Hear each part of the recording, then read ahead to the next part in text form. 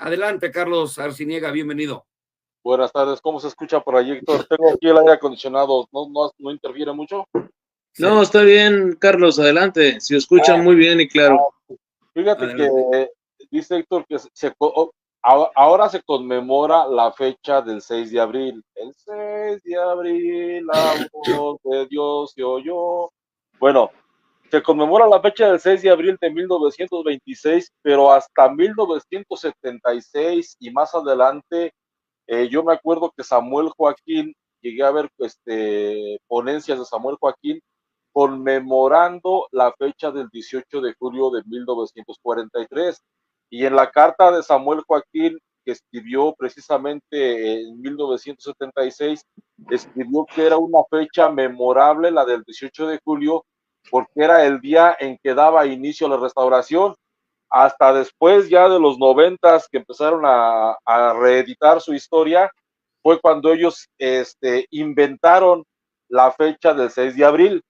Es un invento y bueno, es bueno darle lectura a lo que ellos inventaron, ¿verdad? El primer libro de historia de ellos que se escribió en 1976, que se llama La Luz del Mundo, breve historia de la restauración de la primitiva iglesia cristiana, páginas de la 27 a la 29, se narra este mito y está muy bien elaborado, pero es una piratería del llamamiento de Abraham. Les voy a leer las tres llamadas que tuvo Aarón Joaquín.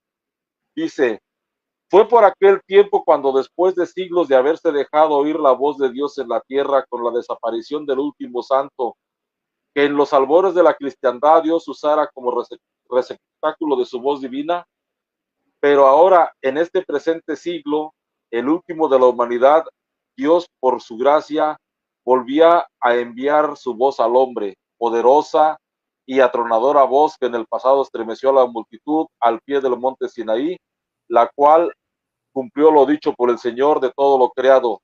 El cielo, la tierra, los reinos e imperios, los hombres, bueno, me brinco un poquito.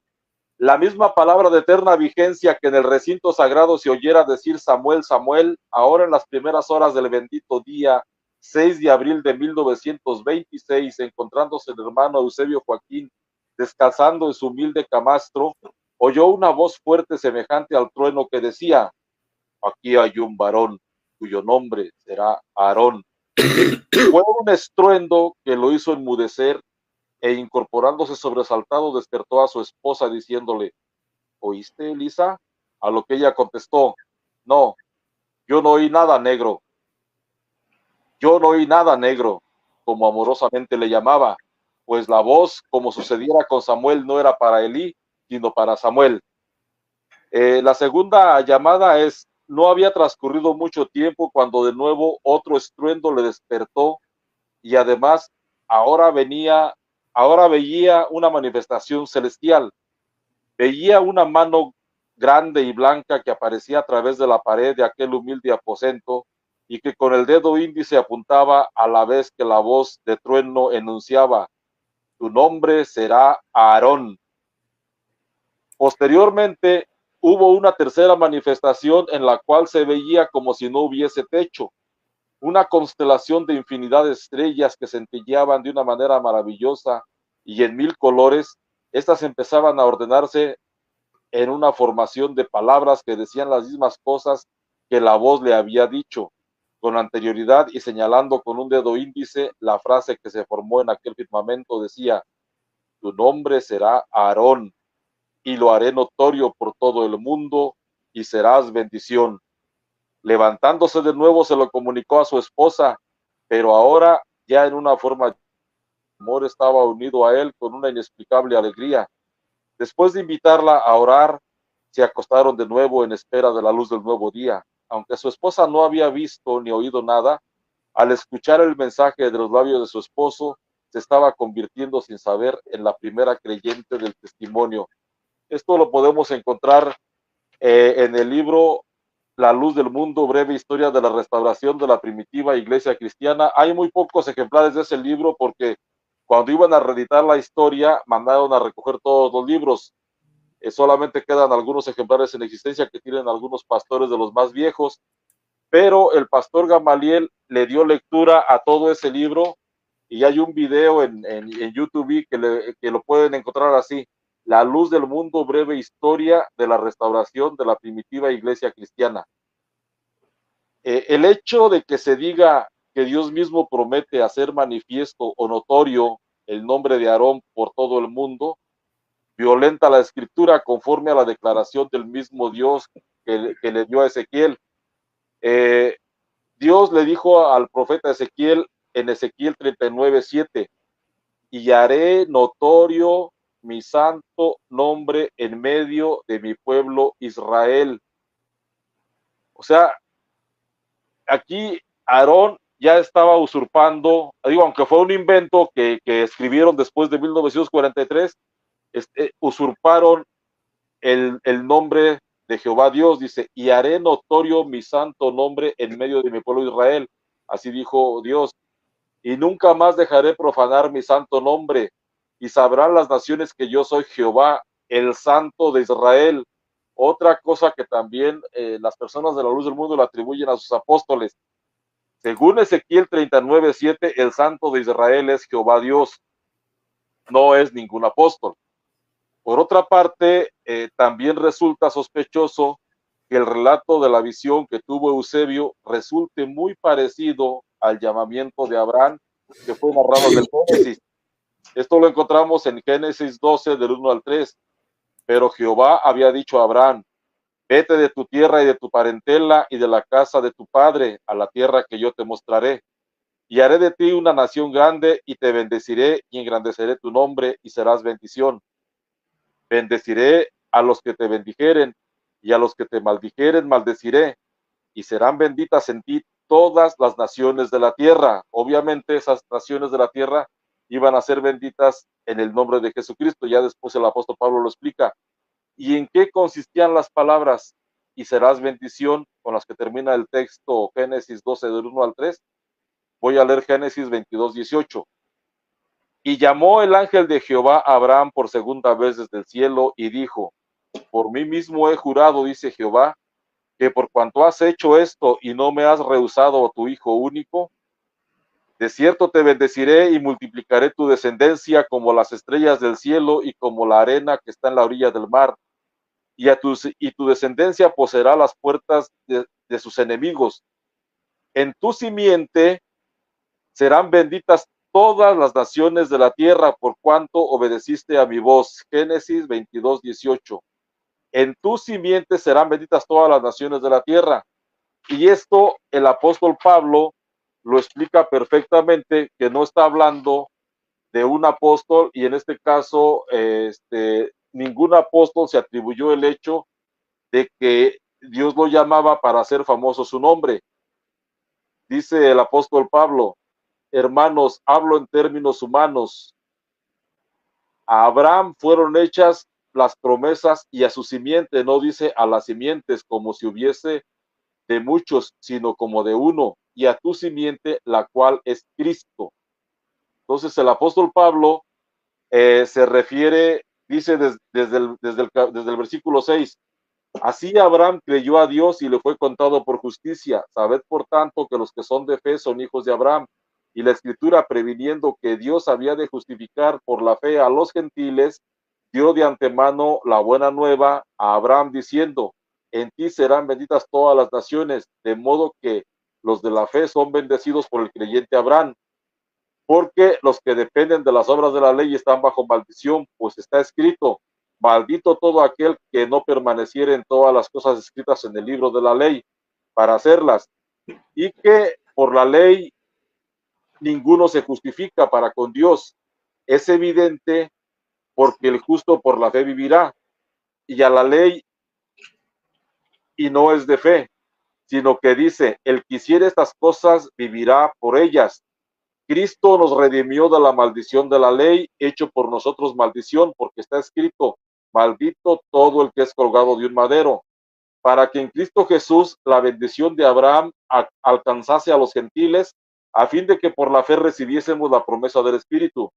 Hermanos, hablo en términos humanos, Un pacto, aunque sea de hombre, una vez ratificado, nadie lo invalida ni le añade. Ahora bien, a Abraham fueron hechas las promesas y a su simiente, no dice a las simientes como si hablase de muchos, sino como de uno, y a tu simiente, la cual es Cristo. Gálatas 3, del 6 al 17. Supuestamente, Dios le dice que haría notorio su nombre a Aarón Joaquín González por toda la tierra, y esto es totalmente opuesto al mensaje de predicación encomendado por Cristo a sus apóstoles, ya que el nombre que deseaba que se conociera no era el de Pablo, Pedro, ni el de ninguno de los 12, sino el de Cristo. En Lucas 24:47 encontramos, y que se predicase en su nombre, ahora obviamente en el nombre de Jesucristo, el arrepentimiento y el perdón de pecados en todas las naciones, comenzando desde Jerusalén. Y aquí vemos que el llamado es muy tonta, muy absurda la forma en que redactaron eso, porque según el llamamiento que Dios le hizo a Aarón, fue para hacerlo famoso. Y el apóstol Pablo dice, el Señor le dijo, ve, le dijo a Ananías, ve porque instrumento escogido me es este, para llevar mi nombre en presencia de los gentiles y de reyes y de los hijos de Israel, porque yo le mostraré cuánto le es necesario padecer por mi nombre. El nombre que iba a ser llevado a todo el mundo, a todas las naciones gentiles, era el nombre de Jesucristo, no el nombre del apóstol Pablo ni de ningún otro apóstol. Así es. A los apóstoles se les encomendó la misión de manifestar el nombre de Jesucristo entre los gentiles. Saulo y Silas, padres en la fe de Eusebio Joaquín González, alias el hermano Aarón. Iglesia Cristiana Espiritual, la luz del mundo.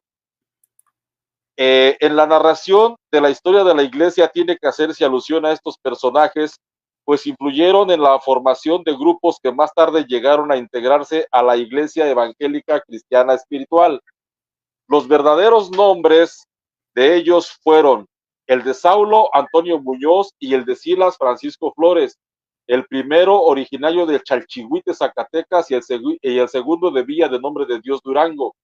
Ambos eran de denominación católico-romana, de buena posición económica, que unidos por la amistad realizaron juntos un viaje de negocios a Nuevo Casas Grandes, Chihuahua, donde tuvieron la oportunidad de escuchar a un predicador que respondía al nombre de Agapito Soto. La doctrina que presentaba a oídos de aquellos que se le reunían era muy singular, pues era diferente a la que predicaban las iglesias ya existentes en aquella región. Este predicaba demostrando bíblicamente que Jesucristo es Dios y que el bautismo debe ser en el nombre de Jesucristo. A más de esto, predicaba que el creyente verdadero debe ser santo. Las aseveraciones expuestas por Agapito Soto hicieron mella en el ánimo de Antonio Muñoz y Francisco Flores, los cuales decidieron aceptar el mensaje renunciando a su antigua religión y a sus bienes materiales. Fueron bautizados por Agapito Soto en el nombre de Jesucristo a mediados del mes de mayo de 1924. Pocos días después, lo suficientes para que ellos aprendieran de su padre en el Evangelio, no solo los puntos en mención, sino otros vicios doctrinales, dada la inmadurez del predicador Agapito Soto, como visiones, revelaciones, sueños y otros. Partieron autorizados por él para que predicaran por donde ellos fueran pasando. Llegaron a Villa de Nombre de Dios, Durango, y ahí se dedicaron a evangelizar a sus habitantes. Incluso llegaron a atreverse a interrumpir la celebración de una misa en la parroquia del pueblo, logrando con esto una gran arremetida de los católicos, pues con grande violencia los expulsaron del referido templo. De ahí decidieron salir con rumbo a Torreón. Los vecinos, quienes aún recuerdan a tan legendarios personajes, dicen que estos se habían vuelto locos y, habiéndose dejado crecer el pelo y la barba, se habían ido a pie por la carretera. En los albores del mes de agosto de 1924, a la ciudad de Torreón, Coahuila, se vio llegar estos dos personajes de raro aspecto, uno de pelo lacio y largo, más bajo que los hombros, con barba larga, el otro de pelo ondulado, abultándole grandemente la cabeza, y también con barba larga y abundante. Sus vestidos, aunque sucios, incluían sacos de buen vestir. Su calzado, el de pelo lacio, botas tipo militar, y el de pelo ondulado, simples guaraches. El aspecto de ambos causaba extrañeza y cierto respeto, Su forma de hablar llamaba la atención a los habitantes de esta ciudad. Se proclamaban profetas de Dios. Sus argumentos doctrinales eran el bautismo en el nombre de Jesucristo, la sanidad divina, ungiendo con aceite en el nombre del Señor Jesucristo, el don de lenguas como muestra del derramamiento del Espíritu Santo. Esta doctrina es vigente en la luz del mundo, es la única forma en que se dice que se recibe el Espíritu Santo, por el don de lenguas. También predicaban que el creyente debería llevar una vida completamente apartada del mundo y de todo aquello que tuviera procedencia de la bestia. Cabe aclarar que durante los pocos días que estuvieron en Villa de Nombre de Dios Durango se dedicaron a leer la Biblia, y después de conocer y aprender algunos pasajes que vieron que fueron para ellos de mucha importancia, dieron paso a conceder más importancia a las revelaciones y a los sueños venidos según ellos por inspiración divina, cosa que trajo como consecuencia el casi desconocimiento de las Sagradas Escrituras, al grado de llegar a enseñar a la gente que ellos no tenían necesidad de leer la Biblia, pues Dios hablaba directamente con ellos. ¿No les parece conocida esa frase? Sí. Mucha gente llegó a creer en lo que predicaban debido a que eran impresionados fuertemente por su aspecto personal y la actitud que los predicadores asumían. Cuando en cierto momento se colocaban con la cara a la pared como señal de meditación y de oración, para después, pasado un momento, volverse a la congregación diciendo: así dice Jehová, y entregarles el mensaje supuestamente revelado por Dios. Esto es importante. Enseñaban que todo aquel que fuese convertido debería de adoptar un nombre bíblico que le revelara el Señor. Por eso Aarón se cambió su nombre y Ángela también se cambió el nombre a Elisa. El nombre original de Elisa era Ángela. Y que todos los que se convirtieren deberían agruparse en un solo pueblo. Ahí nace, esa es la idea primigenia de la hermosa provincia, viviendo todos en comunidades exclusivamente cristianas, de ser posible un mismo techo para varias familias, viviendo como hermanos en Cristo, juntar los sueldos el fin de semana y nombrar comisiones para la compra de los víveres para toda la comunidad, y no decir que alguien era dueño de algo, porque todas las cosas eran de todos y para todos. El medio evangélico de ese 1924 da la presencia de estos hombres en Torreón, Coahuila, y cómo lograron hacer una numerosa membresía. La congregación establecida en la avenida Aldama fue influenciada por la doctrina de estos personajes, pues la mayoría de la iglesia los recibió con buen agrado, llegando a adoptar algunos argumentos doctrinales, no solo la membresía, sino aún la parte ministerial. Uno de los puntos doctrinales era el descalzamiento. De la ciudad de Torreón pasaron a otras de la misma comarca lagunera, evangelizando a sus moradores.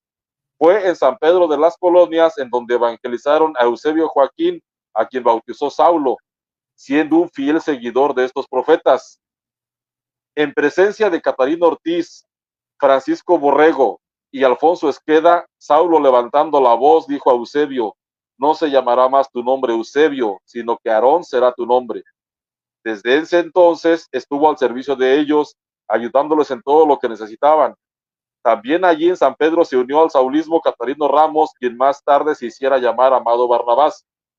De esta ciudad, Saulo y Silas, acompañados de Eusebio Joaquín y Francisco Borrego, emprendieron su viaje a Nuevo Casas Grandes, Chihuahua, para regresar por el mismo punto, pero ahora Saulo acompañado por dos mujeres, una de nombre Marta, que según él representaba el pacto antiguo, o sea, la bestia, y la otra llamada Noemí, que representaba el nuevo pacto, o sea, la iglesia del Señor.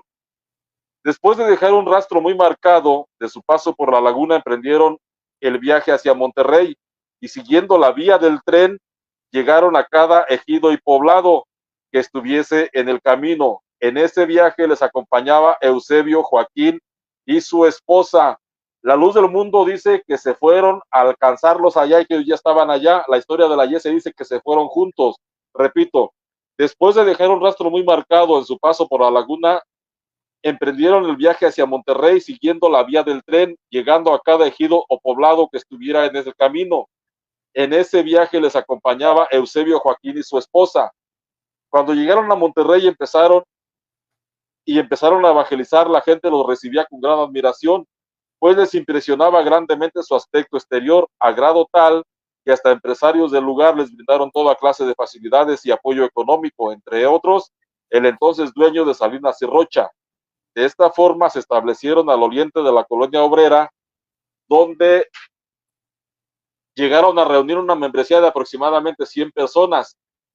El punto preciso de reunión fue entre las calles San Carlos Salvar y Batallón San Blas, teniendo como referencia un grande árbol conocido como el Sabino Gordo. A estos predicadores creyeron familias enteras como la familia Rodríguez Peña, la familia Jiménez, Alvarado Roque, Alemán y otras. En el mes de diciembre de 1926, el movimiento saulista se vio interrumpido en sus planes de expansión debido a la presencia de Irineo Rojas Castillo, quien tomó las riendas del grupo, obligando con ello a los dos profetas a abandonar el lugar. Saulo y Silas salieron a Tampico para entrevistarse con Catarino Ramos. Cuando estaban ellos en Monterrey, antes de que Irineo Rojas les quitara la congregación, fue cuando estuvo Eusebio con ellos. Después Eusebio se fue a Monterrey, según la historia de la Luz del Mundo, pero aquí la historia de la IS dice: Saulo y Silas salieron rumbo a Tampico para entrevistarse con Catarino Ramos, compañero de ellos, el cual se encontraba misionando en la iglesia del Golfo. Allá también realizaron obra de evangelismo, pues logró Saulo bautizar a más de 50 personas, entre los cuales se encontraba Próspero Ortiz. A su regreso a Monterrey, ya no fueron recibidos en el grupo donde estaban establecidos, donde tenían la iglesia y donde ellos adoctrinaron a Eusebio. Ya no fueron recibidos ahí, pues ya tenían un nuevo pastor, y era el hermano José Rivera Cristián, a quien habían conocido siendo pastor en San Pedro de las Colonias Coahuila. Al no ser admitidos por el grupo, se trasladaron a la Colonia Moderna y después a Ciudad Anáhuac, Nuevo León, donde lograron reunir un buen número de miembros. Allí establecieron la vida en comunidad, adquiriendo un galerón en el cual vivían cerca de 10 familias bajo el mismo techo.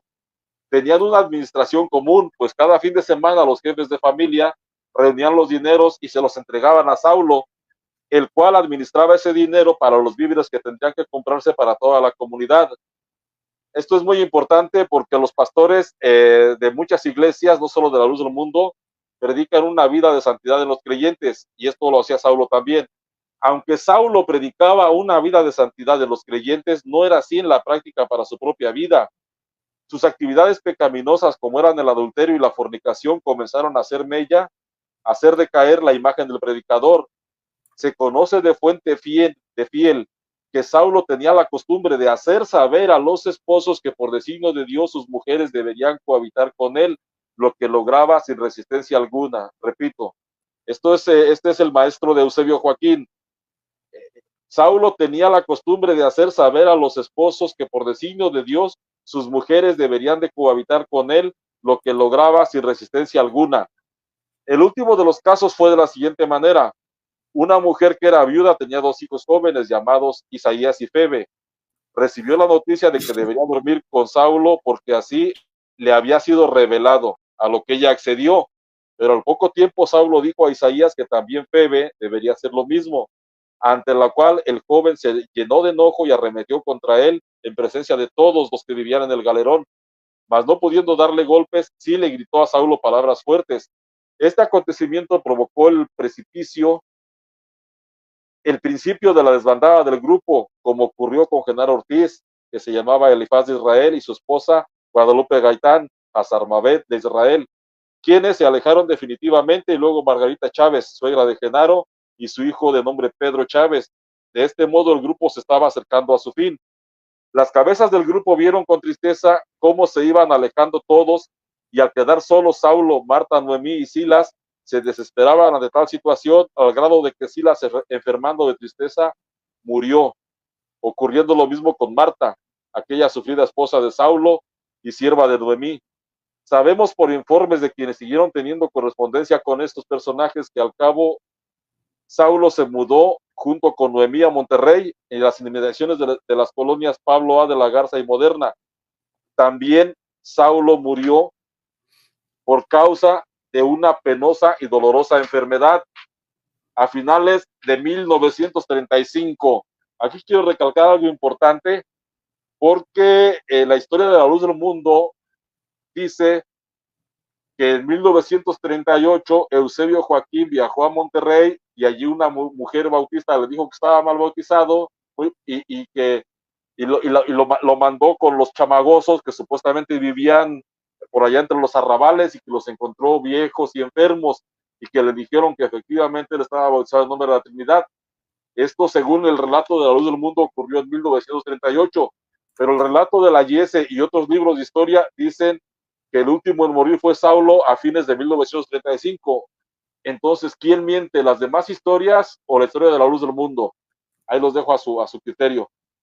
Dejando en el desamparo a Noemí con sus 4 hijos, a más de otro hijo de Marta, el cual también se llamaba Saulo. Viéndose en esa situación, Noemí se vio en la necesidad de vender pan por las calles de la colonia moderna, procurando dinero para sobrevivir. Fue así como la muerte vino a cortar de tajo la trayectoria impresionante de Antonio Muñoz, que junto con su compañero Francisco Flores tuvieran en mente formar una singular iglesia diseminada por todo el mundo, con principios extraordinarios que pudieran cambiar el rumbo de la humanidad. Fuente, Historia de la Iglesia Evangélica Cristiana Espiritual, IS. Y obviamente, si observan, la doctrina de estos chamagosos y el actuar de estos chamagosos es lo que actualmente, aunque de una manera más moderna, se practica en la Luz del Mundo.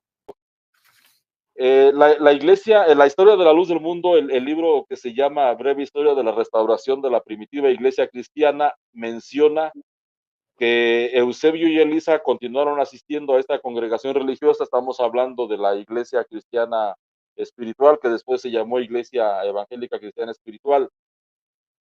Y el Señor dice, continuaron asistiendo a esta congregación religiosa a la que su esposa, por disponer de más tiempo, acudía con frecuencia. Y el Señor manifestó sus bendiciones con ella, dándole la promesa y el sello del Espíritu Santo. Esto fue en 1925. Estamos hablando de que esta es la propia historia ya de la Luz del Mundo. Lo anterior fue del libro de la Yese. Es el libro Breve Historia de la Restauración de la Primitiva Iglesia Cristiana, que es el primer libro que se escribió de la Luz del Mundo y que ahora la Luz del Mundo desconoce. Entonces, les repito que este libro de historia de la Luz del Mundo menciona que Elisa recibió el sello del Espíritu Santo en 1925 y continúa el libro diciendo, estamos hablando de la página 16 y 17 del libro que estás poniendo en pantalla ahorita. Página 16 y 17 dice, continuaron asistiendo a esta congregación religiosa a la que su esposa, por disponer de más tiempo, acudía con frecuencia y el Señor manifestó sus bendiciones en ella, dándole la promesa del sello del Espíritu Santo que será derramado sobre toda carne. Por el poco conocimiento que tenía sobre cómo se debía demandar este don celestial e ignorar qué señales se presentarían, en su sencillez rogó a nuestro Señor se lo aclarara y además suplicó, Señor, si las manifestaciones que tiene mi esposa son de parte tuya, yo quiero sentir lo mismo. En busca de esta comunión espiritual, procuraba la soledad, se iba a un lugar apartado detrás de unos machuelos y matorrales que había cerca del cuartel, y ahí se postraba en súplica y humilde oración. Mas por la falta de preparación espiritual, al estar glorificando al Señor, cuando sentía que su boca se endurecía, callaba sin esforzarse por seguir glorificando, y la bendición se terminaba. Entonces, volviendo a las costumbres paganas del viejo hombre, maldecía, creyendo que aquello que le ocurría era una presencia de un mal espíritu. O sea, Eusebio Joaquín maldecía al Espíritu Santo porque no sabía que era el Espíritu Santo, según la historia del mismo Aarón Joaquín. Por lo que, queriendo ahuyentarlo, lo imprecaba con maldiciones para que lo dejara en libertad de seguir pidiendo las promesas. Cuando ya guardaba silencio, se presentaba de nuevo la bendición que él desconocía y nuevamente volvía a sentirse invadido por un fuego que debía ser celestial, porque era una emoción desconocida pero sublime. Por ese tiempo en el que estaba demandando la promesa del Espíritu Santo, llegó de visita a la iglesia de Torreón el hermano Leandro García, pastor de la iglesia de Matamoros, Coahuila. Aunque este era comerciante, dedicaba tiempo para consagrarse a Dios y llevar una vida más espiritual, por lo que le impuso las manos a Eusebio en oración para librarlo de aquella lucha intensa. De inmediato recibió la prenda del Espíritu Santo y, fortalecido con ese don, continuó soportando los sarcasmos de sus compañeros de trabajo. La fuente de esto que acabo de leer es La Luz del Mundo, Breve Historia de la Restauración de la Primitiva Iglesia Cristiana, páginas 16 y 17. Eso es lo que narra la historia que el mismo Eusebio contó. Entonces, ya después de estos eventos, Eusebio se dirige a Monterrey, está viviendo con los chamagosos, ahí es donde supuestamente recibió la revelación de que tu nombre será Aarón y todo eso. Después de estar en Monterrey con ellos, la historia narra que, a ver, esta página, fue en ese mismo año cuando decidió separarse para hacer un viaje hacia Guadalajara. Obviamente, esto ya es de la historia de la IS, no dice que, no, la historia que leí del libro que estás presentando en pantalla, dice que se fue hacia Tampico, y aquí la historia de la IS confirma que efectivamente sucedió así. Dice, fuentes fidedignas relatan de la llegada de Eusebio a Tampico como en los meses de octubre y noviembre de ese 1926, y estuvo en mi casa hospedado por unos cuantos días juntamente con su mujer y una muchacha que iba con ellos, la cual se llamaba María Jasso. De ahí pasó a la colonia Morelos y estuvo en casa del hermano Cesario Zavala pocos días. Lo primero que hizo fue visitar la casa de oración de la Iglesia Cristiana Espiritual del Golfo, la cual pastoreaba Catarino Ramos, el mismo que se hacía llamar Amado Barnabás y que conocía muy bien a Eusebio. En esa primera vez que estuvo en la casa de oración, habiendo llegado la hora en que se encontraba reunida la congregación en la puerta del templo, Eusebio, este es un evento que ocurrió cuando Eusebio llegó a Tampico, dice la historia de la IS, que se puso en la puerta del templo de rodillas y así avanzó. ¿Has visto como cuando los católicos entran a la Basílica de Guadalupe de rodillas desde la entrada hasta Sí, el altar, ¿no? Bueno. como una penitencia. Exactamente, así fue como entró Eusebio hasta el altar, actuación que no agradó a Catarino, el cual sin hacerle caso prosiguió con el culto. Eusebio se sintió menospreciado y dictó con mucha solemnidad una sentencia que decía, derramaré el mar sobre este pueblo perverso por no haber recibido un siervo de Dios. Después de este incidente, salió del puerto de Tampico, pasando por Ciudad Valles, en su paso hacia Guadalajara, donde, según la historia de la Luz del Mundo, llegó el 12 de diciembre de 1926. Ahí se dedicó a combinar el trabajo de evangelismo con el trabajo material para subsistir. Se dice que vendía libros, aunque con muchas dificultades a causa del arraigo católico de la población tapatía, logró levantar una iglesia en 1931. Esta iglesia llegaba al número de 106 miembros. De esto ya estaba enterado el hermano Francisco Borrego, pues Eusebio sostenía correspondencia con él, ya que los unían lazos fraternales desde 1924 y 1925, dado que se habían formado juntos cuando convivían en la región lagunera. La región lagunera es toda la zona de Torreón, Coahuila, Gómez Palacio, Durango, Lerdo, Durango, San Pedro de las Colonias. A eso se le conoce como región lagunera por quienes no conocían. En una de sus correspondencias, el hermano Borrego invitó a Eusebio para que asistiera a la convención en Torreón para incorporar oficialmente la obra, bueno, aquí dice la iglesia, pero otras fuentes dicen que es lo que era la obrita de Guadalajara, al Consejo Mexicano. Fue así como se le encuentra en Torreón leyendo el informe que da de sus actividades evangelísticas durante la primera sesión de la Convención General del Consejo de la Fe Apostólica celebrada en Torreón, Coahuila. Esto es muy importante porque hasta antes de lo que voy a mencionar, Eusebio no tenía ningún puesto ministerial oficial, no era ministro. Dice aquí, el 15 de agosto de 1931, en donde Eusebio incorpora la Iglesia Cristiana Espiritual de Guadalajara al Consejo de la Fe Apostólica, dando el siguiente informe: bautismos 106, nacimientos 10, matrimonios 3, defunciones 3, expulsados 16, total de niños 50, adultos 90. Con esta información queda registrado él como pastor de la misma, a la vez que da a conocer el cuerpo administrativo de dicha iglesia presentándolos como candidatos para el ministerio de ancianos. Ellos fueron los hermanos Jesús Chávez y Rodolfo Garibay. Durante la estancia de Eusebio Joaquín en Torreón, se hospedó en casa del hermano David Albas Cisneros. Bueno, de ahí me voy a brincar un poquito porque no es tan relevante esto. Dice, aparte de los apoyados brincaron. Tanto el cuerpo ministerial como la iglesia allí reunida se llenaron de alegría al saber que había un numeroso grupo de creyentes de la iglesia cristiana espiritual en la Perla Tapatía. O sea, Eusebio levantó en 1931 la obra para la iglesia evangélica cristiana espiritual en Guadalajara.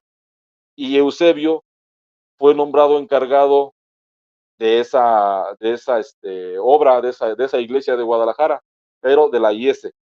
Sigue diciendo, y ante esta congregación un hombre valiente y esforzado en la propagación del evangelio, junto con su distinguida esposa Elisa Flores, halló en la convención de Torreón motivo para alabar a Dios, y no solo los ministros, sino también la congregación. Guadalajara era bendecida por medio de Eusebio Joaquín, nombre con el que quedó registrado en aquella convención. No quedó registrado como Aarón, todavía no se llamaba Aarón, quedó registrado como Eusebio Joaquín, como pastor de la IS el 15 de agosto de 1931. Sin embargo, la historia registra la triste situación de la iglesia de aquella ciudad, ya que sin ser mandamiento de Cristo y apóstoles el prohibir los instrumentos musicales, ni el de aceptar sueños y revelaciones, esa iglesia tomó el camino que chocaba frontalmente con el marco doctrinal definido por el Consejo de la Fe Apostólica, que era el cuerpo dirigente de la iglesia cristiana espiritual. Eusebio no se sujetó al consejo de lo que los ministros le entregaron en el nombre del Señor, ni aún conociendo perfectamente la doctrina cristiana. Cuando recibió la visita del hermano Borrego, lo presentó ante la congregación como su padre en el Evangelio, aunque al parecer en esa ocasión la iglesia recibió la predicación del hermano Borrego. Eusebio repudió toda dirección del Consejo de la Fe Apostólica. La constancia de tal acontecimiento quedó registrada en el informe que rinde Francisco Borrego de su viaje y entrevista con Eusebio Joaquín en Guadalajara, Jalisco, llevada a cabo el 15 y 16 de octubre de 1936, presentado en la convención celebrada en la ciudad de San Luis Potosí, celebrada el mes de septiembre de 1937. O sea, en esa convención expulsan a Eusebio Joaquín y a todo el grupo de Guadalajara, no solamente a Eusebio, sino a toda la iglesia de Guadalajara, los expulsaron de la IS. Entonces termina el relato de la IS sobre Eusebio Joaquín diciendo, la vida de Eusebio Joaquín continúa su curso convirtiéndose en el máximo dirigente de una nueva organización evangélica con sede en la capital tapatía. Su vida terminó el 9 de junio de 1964. Entonces, la IS solamente narra de Eusebio lo que le consta. O sea, lo expulsan de la IS en 1937 y la IS, lo último que conoce de Eusebio es que Eusebio funda una nueva iglesia en la capital tapatía.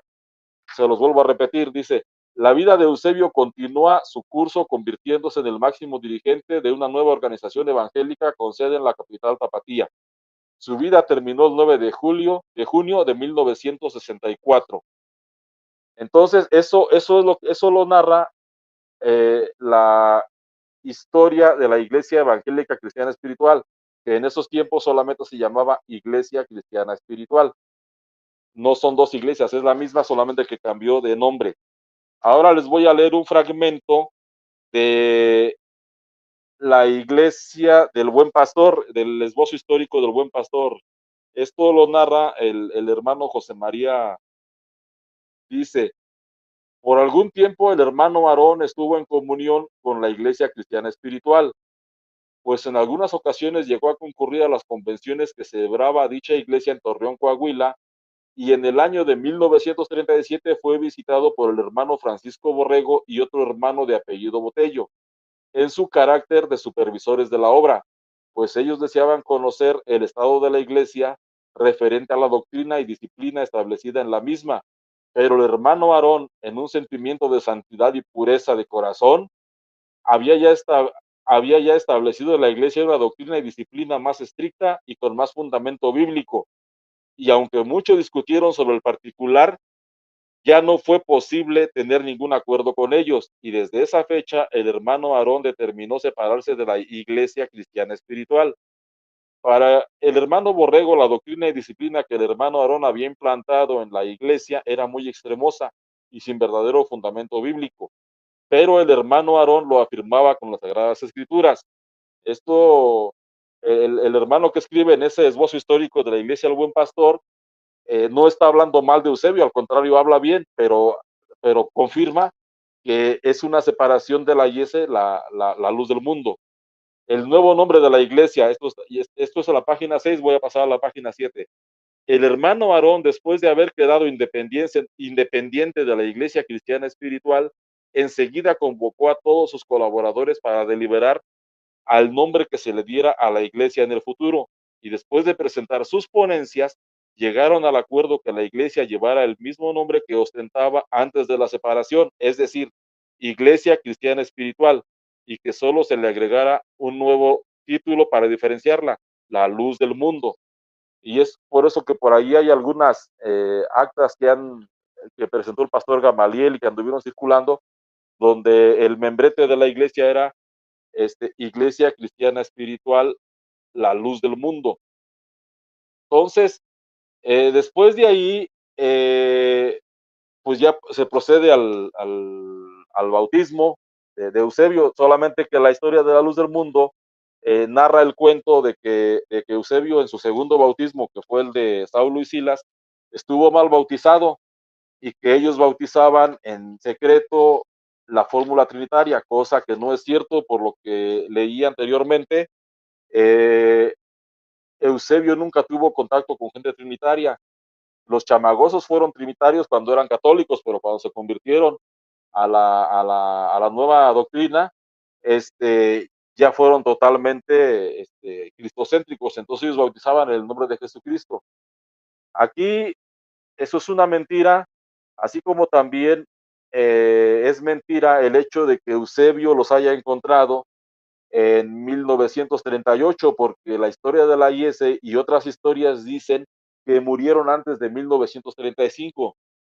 Les voy a leer solamente lo que es el tercer bautismo de Eusebio, que esto ya es de la propia historia de Eusebio, que es la luz del mundo, breve historia de la restauración de ese libro de Chávez. Ah, exactamente ahí, lo que está en esa hoja, lo subrayé, dice, escogió pues el hermano Aarón a Lino Figueroa para que lo bautizara, a él y a la hermana Elisa, y enseguida a su familia. De inmediato él bautizó a todo el cuerpo ministerial, y así ya hubo pastores que bautizaran a toda la iglesia, lo cual aceptó con agrado. Cuando el siervo de Dios explicó estas cosas, los invitó a obedecer, dejándolos en libertad de aceptar según su conciencia, fe y entendimiento. Este bautismo se efectuó el 27 de julio de 1938 en la casa de oración de la calle 46. Es el tercer bautismo del señor Eusebio Joaquín, porque el primer bautismo es el bautismo católico, el segundo bautismo es el que le administraron los señores Saulo y Silas, y el cuarto bautismo, perdón, el tercer bautismo es este que le administró Lino Figueroa. La versión de la luz del mundo, que es el libro que estamos viendo ahorita, es breve historia de la restauración de la primitiva iglesia cristiana, comprueba que la iglesia materialmente inició en 1938, porque en 1939 se construyó el primer templo de la luz del mundo. Y eso está en la página 92 del libro La luz del mundo, breve historia de la restauración de la primitiva iglesia cristiana, que se dice que es ¿cómo se llama? Lo que está escrito en ese libro, Eusebio Joaquín se lo dictó a Chávez y Herrera. Dice, el hermano Aarón consagra el primer templo de la luz del mundo. En 1939 se construyó la casa de oración de la calle 12 de octubre, número 824, y en la Santa Cena que se celebrara el 31 de diciembre, el apóstol de Dios la consagró al Señor. La última Santa Cena que se conmemoró en este lugar se verificó el 31 de diciembre de 1940. Las siguientes se efectuaron en el templo sede de la hermosa provincia. Y aquí ya vamos a entrar un poquito a lo que es la situación de 1942, porque ya después se brinca hasta ahí la historia, la historia de la luz del mundo. Estamos leyendo la propia historia de ellos, que es La luz del mundo, breve historia de la restauración de la primitiva iglesia cristiana. 1942 fue un año de pruebas y adversidades que la iglesia sufriera, pues un grupo de inconformes lograron llevar consigo aproximadamente 250 almas de la iglesia de México, de Cuautla, de Cuernavaca, de Ciudad Madero y de San Pedro Toltepec. Estos, instigados por un grupo de colaboradores que habiendo sido distinguidos con el ministerio, se corrompieron, causando tristeza a toda la iglesia que veía cómo, haciendo gala de ingratitud, estos hombres réprobos y falsos, abandonados por Dios, hacían su división definitiva los días 23 al 28 de agosto, manifestándose de esta manera también aquellos que desde el principio estaban para ser desechados por Dios. O sea, desde allí empezaban ellos a ofender ya a la gente y a tratarlos de falsos. Sí. Ellos, fíjate, aquí lo que me llama, voy a brincarme a la página en 93, después te mando por WhatsApp el libro, si no lo tienes, creo que ya te lo envié, y todos los libros que estoy leyendo te los mando por WhatsApp. Perfecto, brother, sí, mándemelos. Y ya tú se los envías a quien te los solicite. Sí. Dice, siguiendo el camino de Caín, religiosos, pero según su propia voluntad, sirviendo a Dios a su modo y volteándose en contra del hermano y aún su padre, cayendo en el error de Balaam por ganancia deshonesta, y perecieron en la contradicción de Core. Dice, por aquí estaba no creo que no, a ver, bueno, me voy hicieron ellos la comparación de cuando hubo un problema en el tiempo de Moisés. Dice, negando así la autoridad del apóstol, quisieron usurpar un lugar dado por Dios, lo cual no es posible, según el libro de Hebreos capítulo 3, versículo 4. Ninguno toma para sí la honra, sino el que es llamado de Dios, como Aarón. Mucho tiempo, y Dios, al igual que en aquellos tiempos del profeta Samuel, desechó a aquellos que el profeta había creído eran los ungidos, escogiéndolos así desde un principio. Había designado para este fin. Al fin debía ser apóstol de Jesucristo como Aarón. Ellos en un tiempo quisieron comparar a Eusebio Joaquín con el hermano de Moisés. ¿Sí me entiendes cómo está la Sí. situación ahí? Bueno, ahora voy a darles lectura como ya estamos en 1942, que fue cuando se hizo la separación. Lo que les acabo de poner es la versión de La Luz del Mundo. Ahora les voy a leer la versión del esbozo histórico del Buen Pastor, página 16. Dice, por esa época, y gracias a la actividad evangelizadora de nuestros hermanos, creció tanto nuestra iglesia, hablando concretamente y en especial de la iglesia de Vallejo. Estamos hablando de que la iglesia del Buen Pastor todavía está narrando ahí cuando fue el crecimiento, pero de la iglesia evangélica cristiana espiritual a la que ellos pertenecían. Dice, de manera que ya no cabían en los templos. Estos acontecimientos serían por el año de 1942. En ese mismo año, cuando en puntos doctrinales empezamos a escuchar que vendrían falsos profetas y falsos doctores, y de estos saldrían de su mismo pueblo, por eso nos exhortaban para que estuviéramos apercibidos y alertas y que oráramos mucho. Esta clase de enseñanza la escuchamos aproximadamente por 2 meses. Estuve escuchando el testimonio de la señora Elisama Sosa y el testimonio de la hermana, de la esposa del pastor Ana Mari, ¿cómo se llama? Bueno, que Eusebio Joaquín se hacía acompañar de mujeres desde aquel tiempo.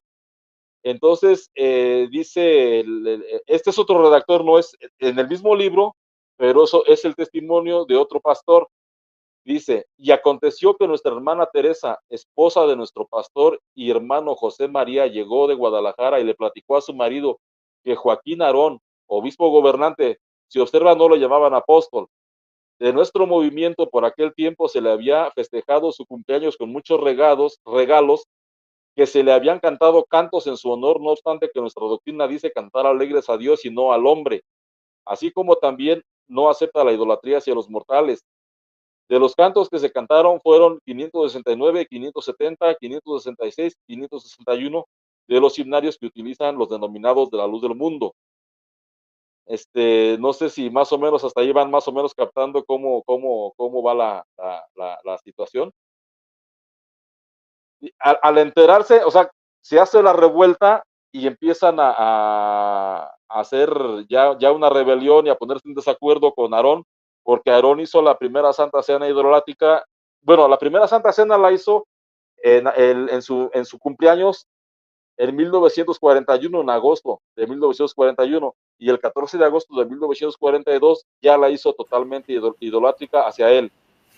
Dice en la página 18, casi al final de ese mismo libro, al enterarse Joaquín Aarón del acontecimiento que causó aquí en la Ciudad de México, entre todos nosotros la celebración de su cumpleaños, y que no estábamos de acuerdo, le mandó decir al hermano José María de su próxima visita. Esta fue el 26 de agosto de 1942 y que llegaría en tren por la noche.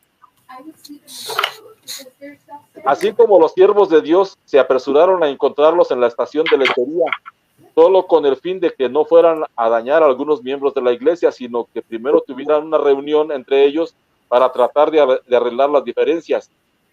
Llegaron al templo de Vallejo aproximadamente a las 11 o 12 de la noche, estamos hablando del 26 de agosto de 1942. Dice, este hermano, dice, llegaron al templo de Vallejo aproximadamente a las 11 o 12 de la noche. Este hermano vivía en el templo y esa noche al estar durmiendo desperté, al escuchar voces me levanté y acudí al templo y me di cuenta que era Joaquín Aarón y su comitiva. Aquí hay algo importante, la mayoría puras mujeres que lo rodeaban. Y por otra parte estaba el siervo de Dios, José María, y hermanos que lo acompañaban. Poco después dio inicio a la reunión. Principió Aarón manifestando que sabía que existía descontento en la iglesia por causa de ciertos acontecimientos ocurridos en Guadalajara en cuanto a la celebración de su cumpleaños. Y contestaron los hermanos, sí, así es, no estamos de acuerdo. E intervino el hermano José diciendo, hermanos, sentimos que esta no es la doctrina que usted nos ha enseñado. Hemos reconocido que esta es de Dios porque está basada en las Santas Escrituras, prosiguió diciendo, y no queremos esa clase de festejos, ni que vuelva a repetirse lo ocurrido en Guadalajara. Y si usted los quita, no habrá problema, y seguiremos trabajando en la obra de Cristo. Al oír esto, Joaquín Aarón pregunta, a ver tú, Marcelino Vargas, tú, Vicente Martínez, Lino Figueroa, hermano Domingo Vega, ¿qué dicen a todo esto? Contestan, estamos de acuerdo con el hermano José María en cuanto a lo reclamado, porque es lo mismo que pedimos nosotros. Al oír esta contestación, Joaquín Aarón se puso muy pensativo y titubeante. Esta es la página 19 de este libro. Vamos a la página 20. Eusebio Joaquín les dice las justas razones de los hermanos y que quitaran todo aquello que no estaba conforme a la palabra de Dios, presintiendo lo mismo las mujeres que lo acompañaban, y antes de que dijera nada se quedó y pensando de pronto se escuchó decir, o sea, las mujeres le dijeron a Aarón, no hermano, interviniendo una de ellas, no acepte, no permita esto, porque usted perderá su autoridad, y cuando usted pretenda implantar alguna cosa con estos, refiriéndose al hermano José y a los hermanos que lo apoyaban, no le van a obedecer, te van a rebelar. Y así Transcurrieron pocos minutos, Aarón enseguida pensativo y las mujeres seguían insistiendo que no aceptara. Después de rato contestó, no quito nada. Y los hermanos que estaban con el hermano Aarón dijeron, no estamos de acuerdo. Y horas después, cuando los hermanos se presentaron a la oración de la... Bueno, ya sigue ahí, de que ya no aceptó, al enterarse, a ver,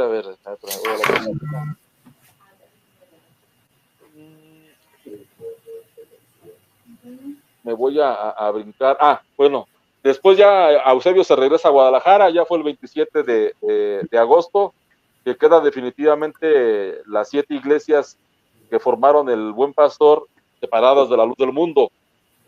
Otra narrativa que hace este mismo personaje ya es respecto a Guadalupe Avelar, y es lo que va a dar inicio al bautismo de 1943. Sigue diciendo este hermano, en cierta ocasión que estábamos reunidos con el hermano José María, llegó la hermana Guadalupe Avelarde. Él ahí pone, ya sabemos que es Lupe Avelar, pero pone Lupe Avelarde. Saludándonos, y el hermano José le dijo, hermana Lupe, ¿qué anda haciendo por acá? Y ella le contestó, hermano, supe que se habían apartado de Joaquín Aarón y me sentí apoyada, ya que yo también estaba en desacuerdo, pero no decía nada por miedo a que me quitaran a mi madre, porque sepan que sí lo hacían con aquellos que no consintían sus procederes, les retiraban a sus seres queridos, hijos, maridos, padre o madre, envolviéndolos, cautivando sus mentes y se los llevaban con ellos, alejándolos de sus familias. Por eso Lupe tenía razón en su temor, y siguiendo con la conversación, ella sintiendo confianza, y ya que la falta que a cargo traía ya no la soportaba, y tratando de aliviarla nos confió su secreto, señalando a un pequeño niño que la acompañaba. Miren, este es mi hijo. Este niño que es mi hijo lo es también de Joaquín Aarón, el que se dice siervo de Dios. Sí es. Nosotros quedamos sorprendidos, pero al observar bien al niño, nos dimos cuenta de que tenía su mismo color y su misma fisionomía, y ya no tuvimos duda alguna. El niño se llamaba Abel, tendría unos 4 o 5 años. Fue así como nos dimos cuenta del pecado de Aarón. Entonces supimos que lo que nosotros reclamábamos no era nada al compararlo con el pecado de adulterio que él había cometido. Después supimos que seguía cayendo y cometiendo actos fuera de la doctrina, enterándonos que urdió un nuevo bautismo, porque como el hermano que lo había bautizado se quedó con nosotros, que era el hermano Lino Figueroa, cometió un error mayor al bautizarse solo, ya que ni Cristo lo hizo. O sea, que él se sintió mayor que el Señor. En toda la palabra de Dios no encontramos un solo pasaje donde nos cuente que alguien se haya bautizado solo.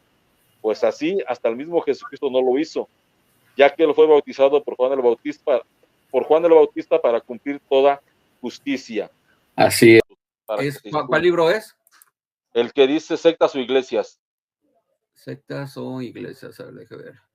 ¿Me lo mandó también hoy temprano? Sí. A ver. Bueno, mientras le doy, mira, dice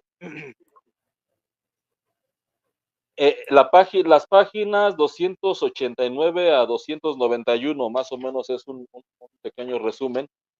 Dice, en este ambiente tan poco evangélico apareció el 26 de diciembre de 1942 otro escrito en el que se acusaba directamente al hermano Aarón de haber ultrajado a una joven entenada de su mismo padre, o sea, su hermanastra, llamada Guadalupe Avelar. El periódico consigna que el líder se la había llevado desde los 13 años.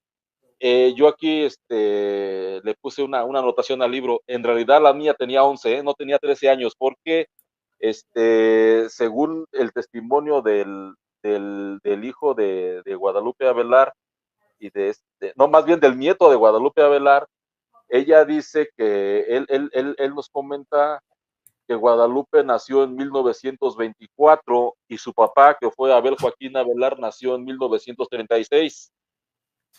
Entonces estamos hablando de que cuando quedó embarazada tenía 11 años por Eusebio. Sí. Ok. El periódico consigna que el líder se la había llevado desde los 13 años, así dice el libro y así lo voy a leer, aunque en realidad tenía 11. a su casa para adoctrinarla. Pero además de esa meritoria labor, al parecer la inició en los caminos de la sexualidad, supuestamente con acuerdo de su mujer, Elisa Flores.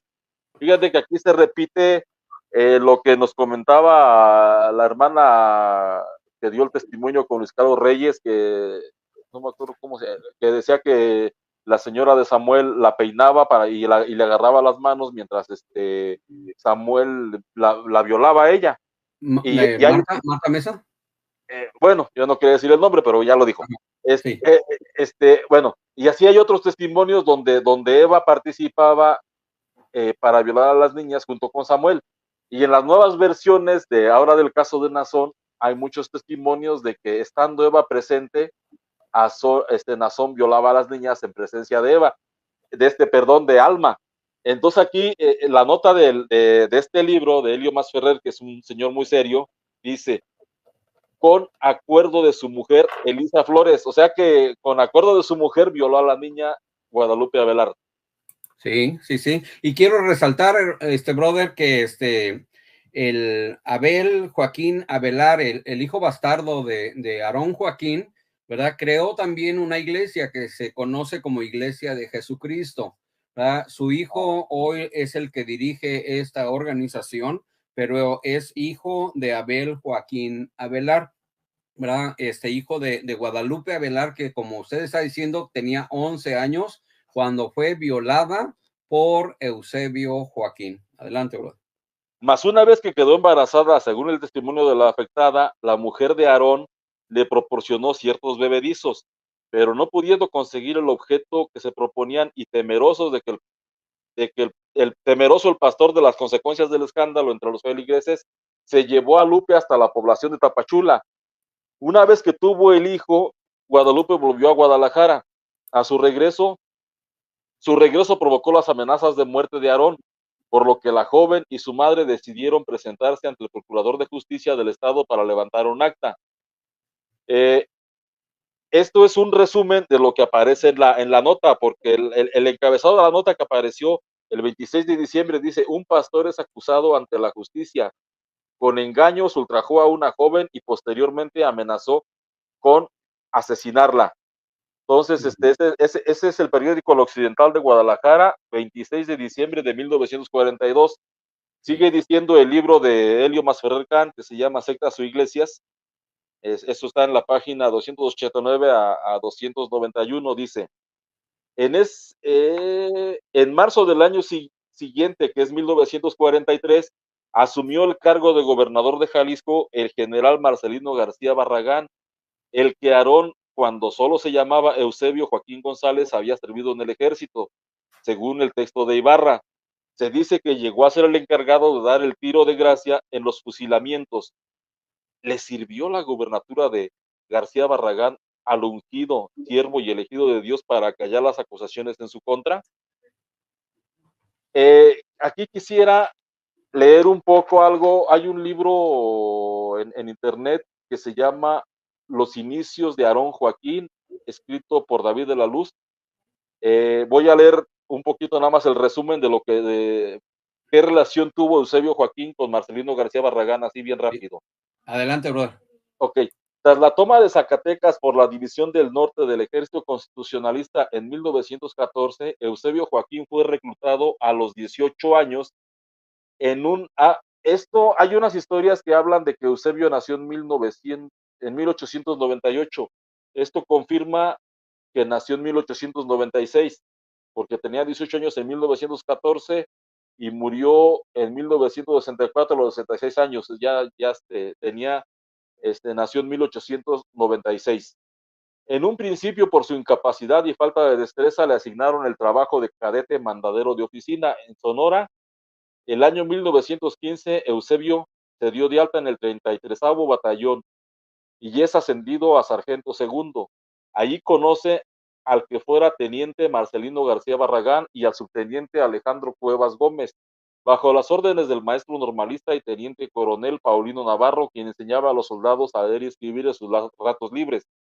Es en el estado de Sonora donde Eusebio Joaquín fue expuesto por primera vez a la intolerancia y represión contra católicos e indígenas. El gobernador interino de Sonora, que en ese entonces, general Plutarco Elías Calles, que contaba con el apoyo logístico de Estados Unidos, modificó el artículo 36 de la Constitución de Sonora para quitarles los derechos de ciudadanía a quienes no fueran partidarios del ejército, constitucionalista. A las tribus yaqui y tribus mayos ordenó deportarlos a lugares de trabajo en el centro y norte del país. Confiscó el Seminario Conciliar Católico y en marzo de 1916 expulsó a todos los sacerdotes católicos del estado, acusándolos de simpatizar con el movimiento de Pancho Villa y el general Maytorena. El 33 Batallón del Ejército Constitucionalista, en el que militaba Eusebio Joaquín, fue parte de los diferentes contingentes enviados en apoyo del gobernador para reprimir la sublevación del pueblo yaqui.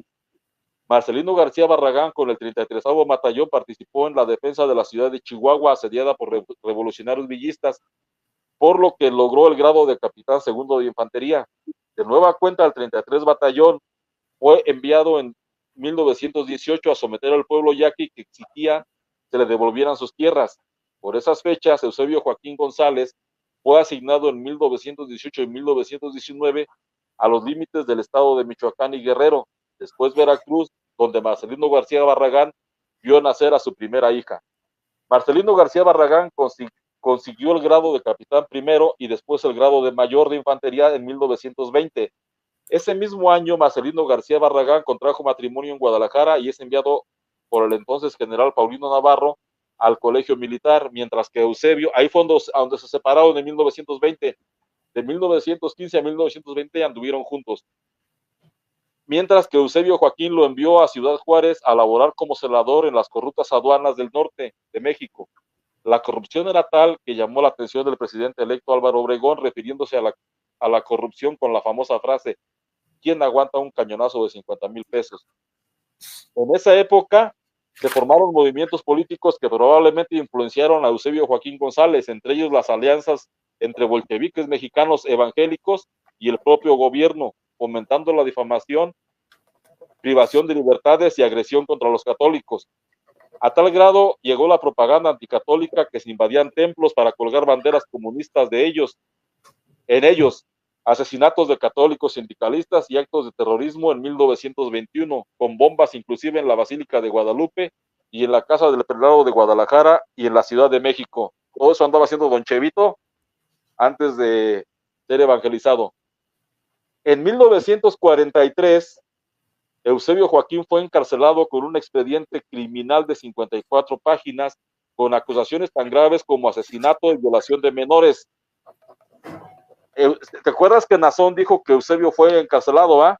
Sí, lo dijo. Ok, bueno. Estando en los separos de la policía, esto ocurrió ya en 1943, ¿eh? Sí. Estando en los separos de la policía, uno de los comandantes reconoció a Eusebio Joaquín como excompañero del reciente electo gobernador de Jalisco, Marcelino García Barragán. Se ordenó destruir el expediente, liberar a Eusebio y fue invitado a comer con el gobernador. Literalmente Eusebio recibió el poder, pero no divino, sino terrenal, bajo el protectorado y carta blanca del gobernador. Eusebio Joaquín González restauró la Iglesia Cristiana Espiritual Evangélica de Guadalajara el 18 de julio de 1943, al bautizarse solito. Este fue su cuarto bautismo y pasó a formar parte del corporativismo del revolucionario del partido del PRI. Entonces, sí. Después continuó con lo que dice ese mismo libro, dice, en ese año, el 18 de julio de 1943, Aarón recibió su cuarta y más oportuna revelación y decidió borrar su pasado al bautizarse a sí mismo, ya que descubrió que el anterior bautismo no había sido válido. Acto seguido, invitó a sus seguidores a que en un acto de humildad recibieran el nuevo bautismo otorgado por él, acto simbólico de deslinde en el que Aarón se legitima y en el que dice, en el que resigna el post factum, haciendo mediar a Dios, una pugna que había configurado a partir de asuntos demasiado humanos, en los cuales la concupiscencia campeaba por los fueros. O sea, estamos hablando de que Eusebio, aparte de que se fue Lino Figueroa, invalidó el bautismo que había recibido Dolino Figueroa y fue cuando se bautizó a sí mismo. ¿Cómo estamos de tiempo, Héctor? Para leer ya lo último, que sería lo del bautismo revelado. Adelante, brother, adelante, sí. Ok, estamos hablando del libro, ahora otra vez del libro Breve Historia de la Restauración de la Primitiva Iglesia Cristiana, que es libro escrito por la misma Luz del Mundo. Los efectos de ese bautismo, aquí voy a hablar de los efectos porque es el otro, Héctor, el de el Breve Historia de la Restauración. Ok, Ese mero. Bueno, ok. Hay la versión de René Rentería que dice que Eusebio se supo que era apóstol hasta el 18 de julio de 1943. Y otras versiones de la misma Iglesia de la Luz del Mundo dicen que la Iglesia tiene su fundamento en el bautismo, por lo tanto, si el bautismo no es válido, no hay Iglesia. Entonces, esto indica que oficialmente la Iglesia de la Luz del Mundo inició el 18 de julio de 1943. Eso es lo que dice la historia antigua, que ahora cambiaron y ellos dicen que iniciaron en 1926. Sí. Ese mismo 1943 da inicio a la restauración de la primitiva iglesia cristiana. Ok, voy a dar lectura a la página, a las páginas 94, 95, 96, obviamente una parte de la 94, la 95 completa y una parte de la 96. Perfecto. Dice, el bautismo revelado. Aproximadamente al finalizar el primer tercio de 1943, estando el hermano Aarón durmiendo en su lecho, oyó una voz que le decía, la hora es, ¿por qué te detienes? Levántate y lava tus pecados invocando mi nombre. Haciendo historia sobre este mensaje que se narra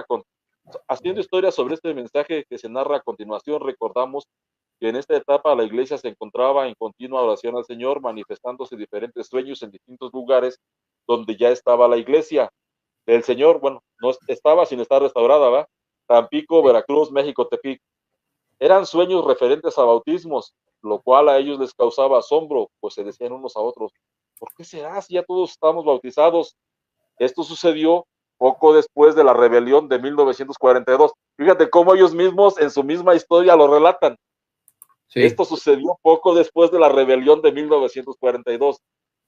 Con incertidumbre por estas declaraciones de Dios, contaban a sus compañeros los sueños que Dios les daba hasta por fin llegándose el tiempo dispuesto por Dios a su siervo conforme a Amós capítulo 3 versículo 7, porque nada hará el Señor sin que lo revele a sus siervos los profetas.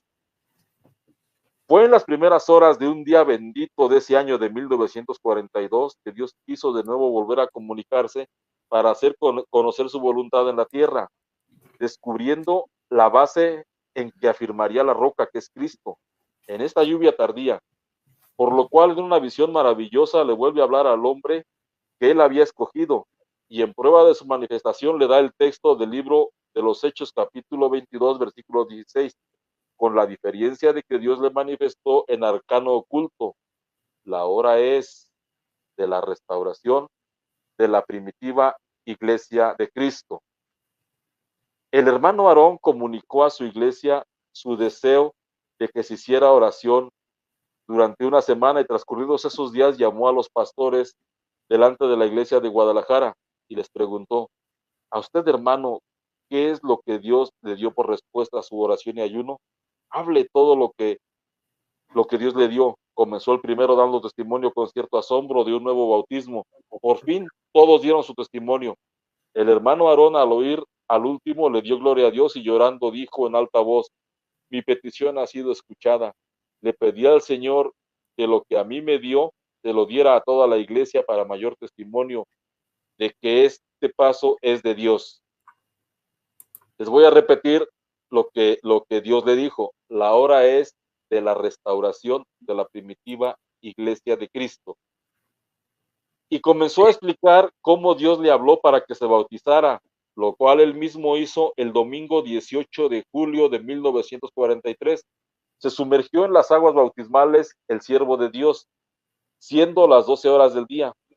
Asistieron al siervo de Dios en su bautismo los hermanos José Garibay y Julián Zamora, Enseguida bautizó a su familia y algunos ministros más, quienes llenando los requisitos quedaron autorizados para efectuar a su vez el bautismo de la demás iglesia.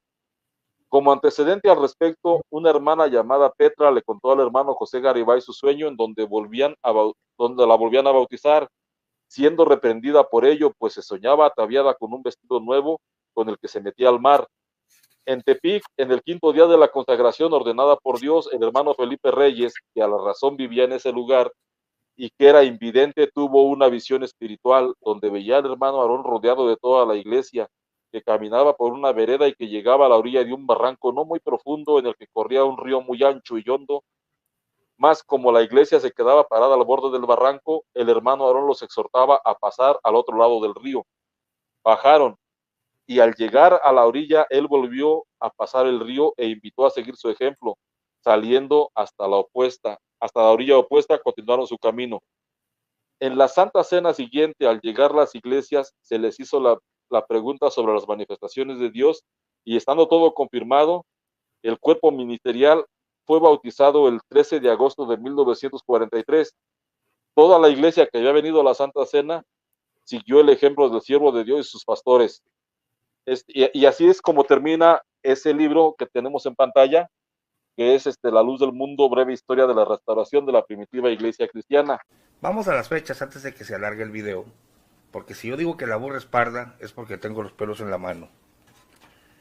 Por supuesto que lo que la gente de La Luz del Mundo tiene en su mano y puede adquirir en Berea es este libro.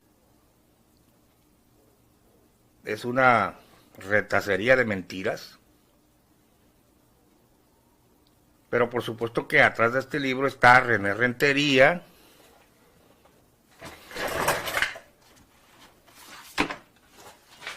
que también muchos de los antiguos lo tienen, pero no lo leen, ni siquiera se han dado cuenta que los han engañado. Pero Chanfle, Cáspita, Zambomba, Recorcholis. Atrás del de René Rentería está el que le repartieron a los ministros y que yo lo tengo en mi poder y que muy pocos feligreses los mundanos lo han visto. Y este es el que te voy a citar. Y Chanfle, Cáspita, Zambomba, tenemos el documento Zuli atrás.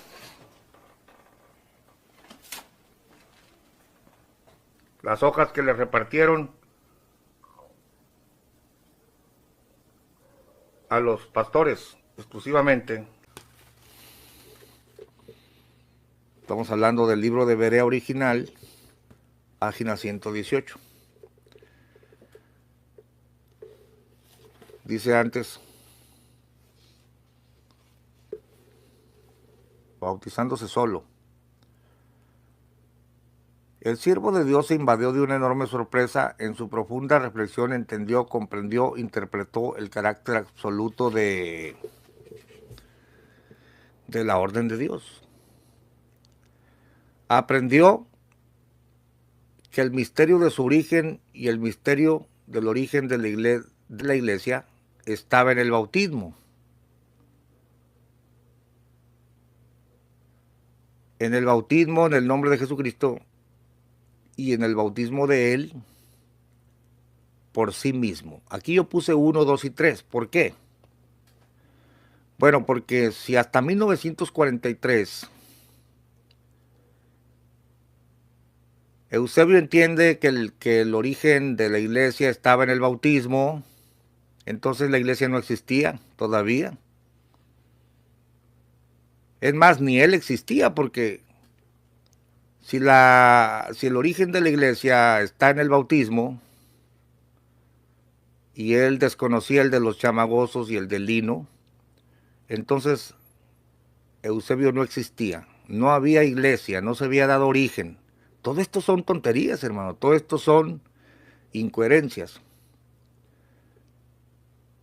Leo de nuevo, aprendió que el misterio de su origen y el misterio del origen de la iglesia estaba en el bautismo. En el bautismo en el nombre de Jesucristo y el bautismo de Él por sí mismo era principio y cimiento de una nueva generación de creyentes. Se dijo, este es el principio de mi fe. Ah, muy convenientemente, ¿no? Desconozco a Lino que se fue al otro bando.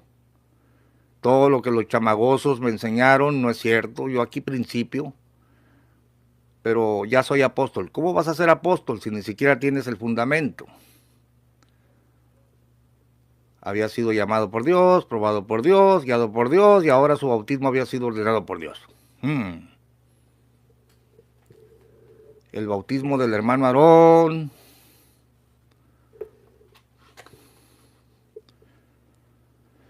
Dios le había revelado el bautismo. Esto no es cierto. Él lo aprendió de Lino Figueroa, perdón, de los chamagosos.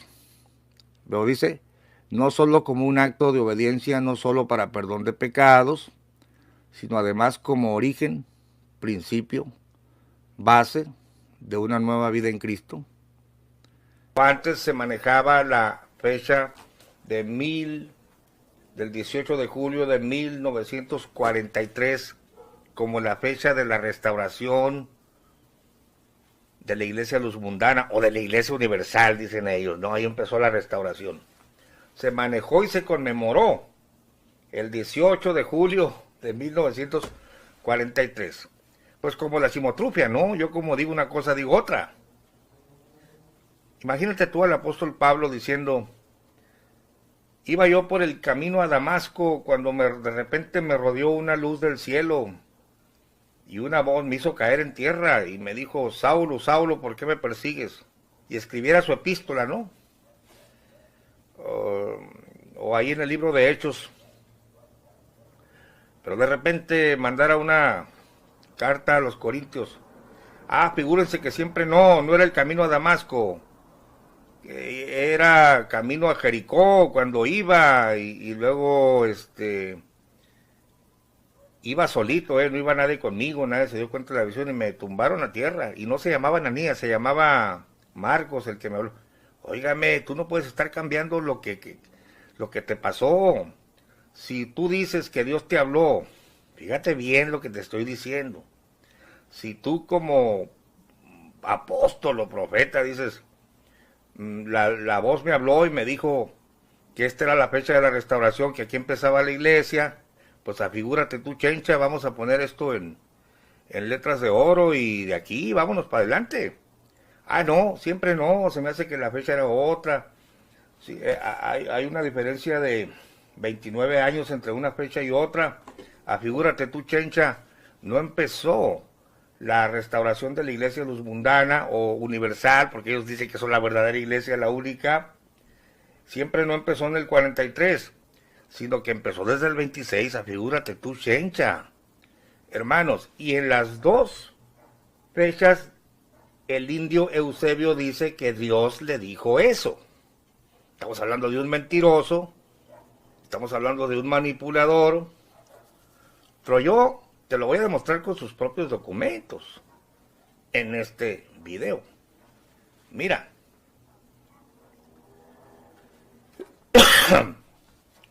En primer lugar, el Elías iba a restaurar todas las cosas. Voy a citarte las cartas de Samuel Joaquín, el hijo del supuesto restaurador, el Elías, que para los luzmundanos el Elías que había de venir es Aarón Joaquín González, el indio Eusebio.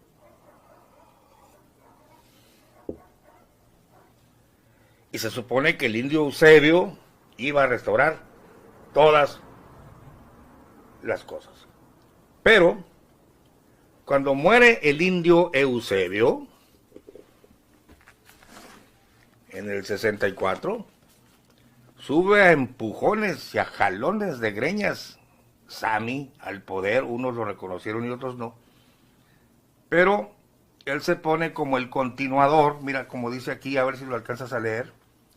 14 de julio de 1974, Guadalajara, Jalisco. Samuel, hermano vuestro, a quien Dios llamara en estos últimos días, en estos últimos tiempos, escucha, a continuar la restauración iniciada. No. El profeta Malaquías y Jesucristo no dijeron, he aquí yo envío a Elías el profeta para que empiece y luego para que su hijito lindo continúe con la restauración que él va a iniciar. No, señores. Jesucristo dijo, y cuando él viniere, a la verdad Elías vendrá, y cuando él, Elías, viniere, o sea, Aarón Joaquín, restaurará todas las cosas. Pero el indio Eusebio muere y no le alcanzó el tiempo, no le alcanzó el cerebro, no le alcanzó el ministerio, sino que su hijito lindo, Samuel, hermano vuestro, a quien Dios llamara en estos últimos tiempos, lo llamó a continuar la restauración iniciada no por un profeta, como dice la Escritura, sino por un apóstol del Señor. Evidentemente, esta es una farsa, porque la Escritura no plantea que el Elías iba a empezar y su hijito lindo iba a continuar con la restauración, sino que claramente dice, y cuando él viniere restaurará todas las cosas. ¿Cuáles 40 pesos entonces? Estoy hablándote ahora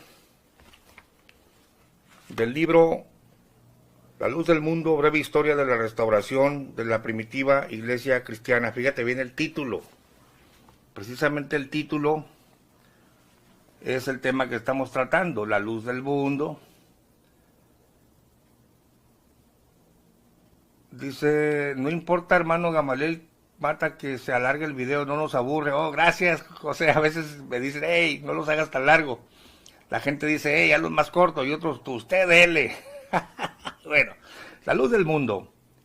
Breve historia de la restauración de la primitiva iglesia cristiana. ¿Quién escribió este libro? Los sabios de ese entonces. ¿Quién?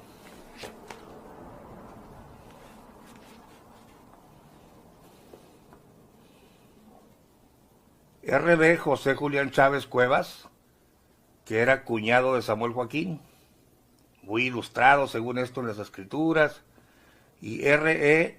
Alfonso Herrera García. Este libro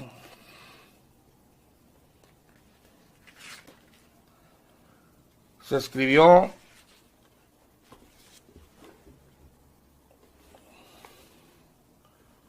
la presente edición es para uso exclusivo del cuerpo ministerial de la Iglesia de la Luz del Mundo. Se prohíbe la reproducción total o parcial de esta obra. Primera edición, agosto de 1976. Fíjate el año. Impreso en Editorial Las Tablas de Moisés, Guadalajara, Jalisco, México. Y ahí empieza, ¿no? Pero quiero que notes que el libro te está diciendo, nosotros, la luz del mundo, somos la iglesia de la restauración. Este es el título del libro. Y cuando ya te hace todo el relato, obviamente finaliza dándote la fecha, cuando según ellos, la voz de Dios se oyó y empezó la restauración de la iglesia de Jesucristo en la tierra, ¿no? Oh, hermanos, qué engaños tan grandes. Y el título de este cierre lo tenemos en la página 94, con el bautismo revelado. Esto te lo tengo que poner en pantalla, porque tú no tienes el ejemplar. Aunque yo ya lo subí a la web, en PDF, lo puedes descargar. Mira.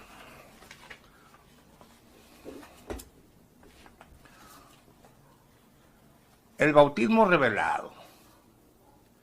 Aproximadamente al finalizar el primer tercio de 1943, estando el hermano Aarón durmiendo en su lecho, oyó una voz que le decía, la hora es. ¿Por qué te detienes? levántate y lava tus pecados, invocando mi nombre.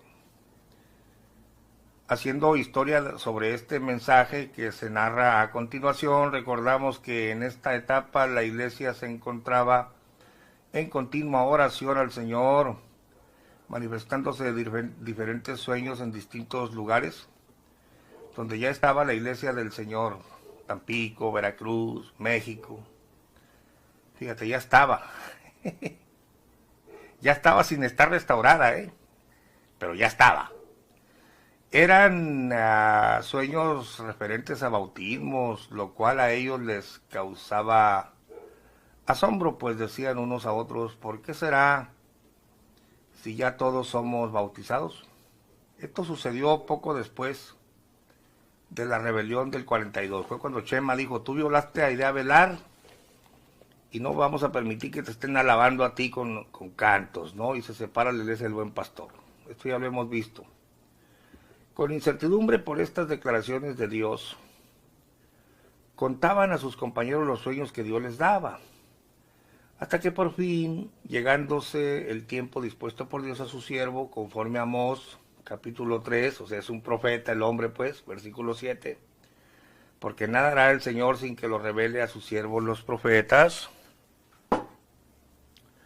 Escucha bien, fue en las primeras horas del día, de un día bendito, fíjate bien, un día bendito de ese año de 1943, que Dios quiso de nuevo volver a comunicarse para hacer conocer su voluntad en la tierra, descubriendo la base en que afirmaría la roca que es Cristo, en esta lluvia tardía. O sea, ellos son los buenos, pues. Por lo cual, en una visión maravillosa, le vuelve a hablar al hombre que él había escogido, y en prueba de su manifestación le da el texto del libro de los Hechos, capítulo 22, versículo 16. Escucha bien, hermano. Con la diferencia que Dios le manifestó, mira cómo dice, ¿quién se lo manifestó? Dios. Con la diferencia que Dios, a ver,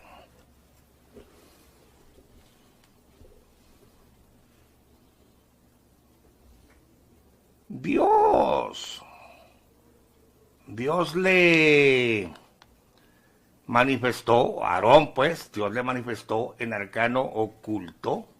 Mira lo que le dijo Dios. ¿Qué le dijo Dios? La hora es de la restauración de la primitiva iglesia cristiana. Dios le manifestó a Aarón, su profeta, pues, en arcano oculto, mira la voz de Dios lo que le dijo, la hora es de la restauración de la primitiva iglesia cristiana. En 1943. Ah, no, pero ahora cantan un 6 de abril la voz se oyó del año de 1926, o sea, 29 años atrás, que diera inicio a la restauración, bendita la voz que dijo, tu nombre será Aarón. Y luego dice, bendita fecha que diera inicio, no, señores, no, dio inicio en el año de 1943, según el libro de ellos, cuando Dios le dijo a Aarón, la hora es de la restauración de la primera iglesia, perdón, de la primitiva iglesia de Cristo. El hermano Aarón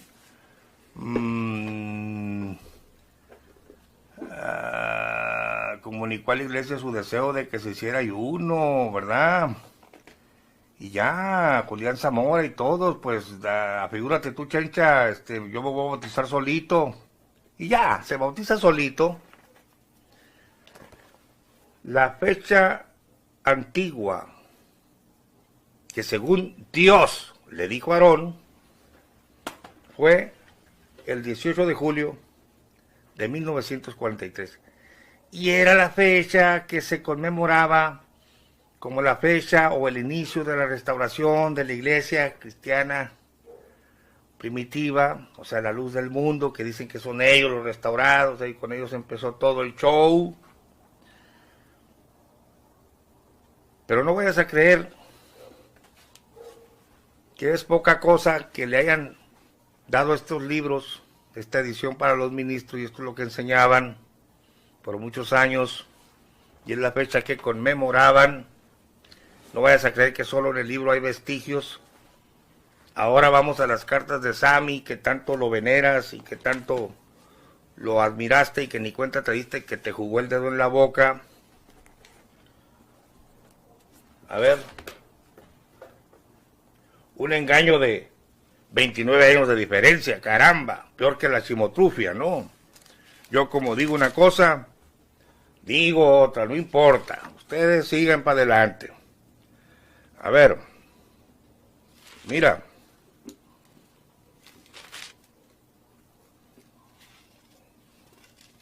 esto es muy importante. Ahora te voy a leer la carta de Samuel Joaquín del 20 de julio de 1976. Este libro se escribió en agosto de 1976.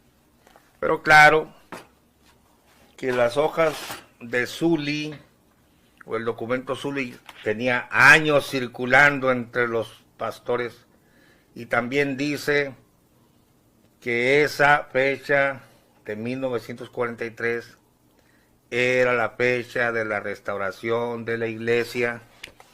Tendré tiempo, aquí está, mira, me abrió como si fuera de Dios, me abrió solito, dije no tendré tiempo para buscarlo. Documento Sully, la hora es de la restauración de la primitiva iglesia, nada más que aquí te dice cristiana espiritual, otro asunto que ya lo hemos explicado. Pero ambos documentos dicen, fíjate cómo aquí todavía es más enfático el asunto de que Dios le habló. Mira, fue en las primeras horas del día antes del amanecer, que un día bendito, es un día bendito pues, de ese año, 1943, que Dios quiso de nuevo volver a comunicarse a la tierra para hacer conocer su voluntad, descubriendo la base en que afirmaría la roca, que es Cristo, en esta lluvia tardía, por lo cual, en una visión maravillosa, mira, o esto es verdad o esto es mentira, o aquí Dios mintió en la fecha, o el mentiroso es el indio Eusebio, pero aquí dice que en una visión maravillosa, le vuelve a hablar al hombre que él había escogido, Romanos 11:20, fíjate que acá en el otro libro ya no te pone Romanos, sino Malaquías, ¿no? Amós, no hará nada, dice, y como comprobación a su manifestación le dio el texto de Hechos 22:16, con la diferencia de que Dios le manifestó. O aquí Dios mintió, o mintió el indio Eusebio, porque ahora manejan el 6 de abril del 26. Dice, en Arcano Oculto, la hora es de la restauración de la primitiva iglesia cristiana espiritual. Increíble, hermanos. Es que Aarón se inventó todo esto. Él ahí estaba diciendo, quiero volver a lo que practicaba la IEC. Pero en el libro de Chávez Herrera, que es posterior, ya le quitó espiritual. Y ahí viene, mentira, tras mentira, tras mentira. ¿Qué hace Sammy cuando de forma tímida sube al poder? Ese año, cuando sale ese libro, y las hojitas tenían años circulando, te menciona la bendita fecha, que no es la bendita fecha del 6 de abril que diera inicio a la restauración, sino el 18 de julio de 1943. Estos tan pesados, hermanos y amigos, han sido restaurados 2 veces. Increíble, ¿no? Te lo leo para finalizar el video.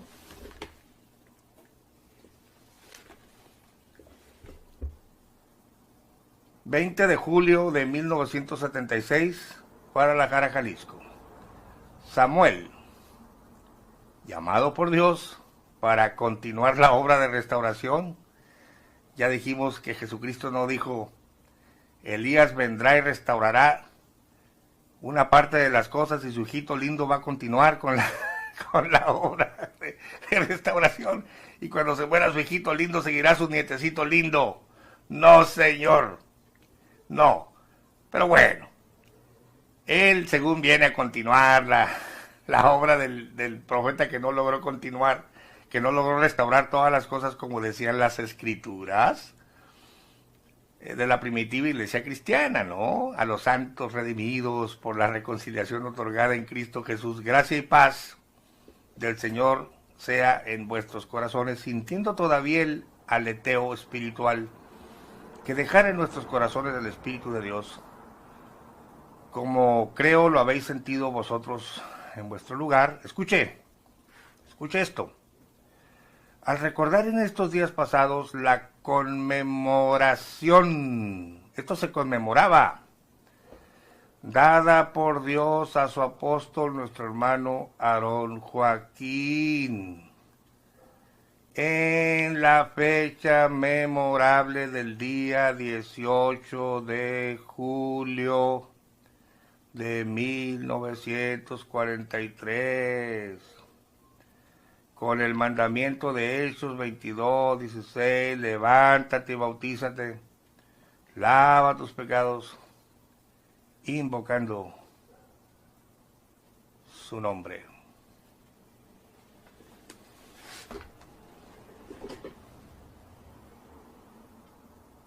Siento el deseo de comunicaros que fuimos visitados por Dios y bla, bla, bla, bla, bla, bla, bla.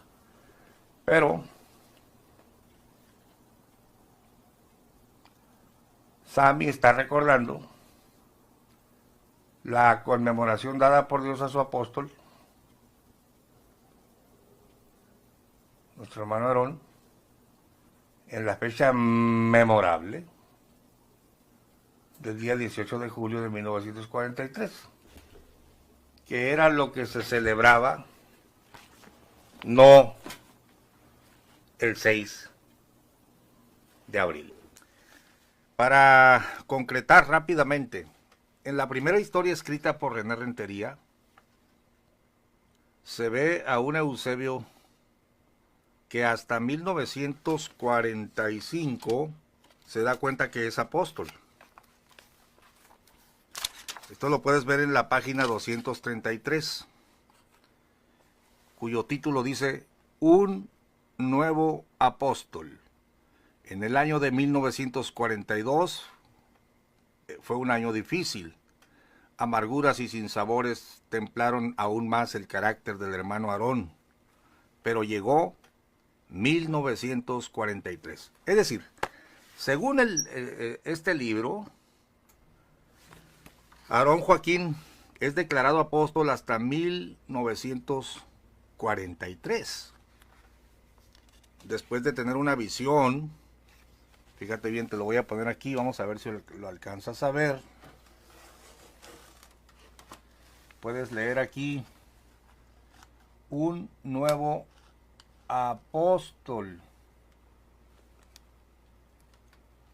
Llegó 1943 lleno de promesas y gratas esperanzas. En una visión los cielos se abrieron y miró.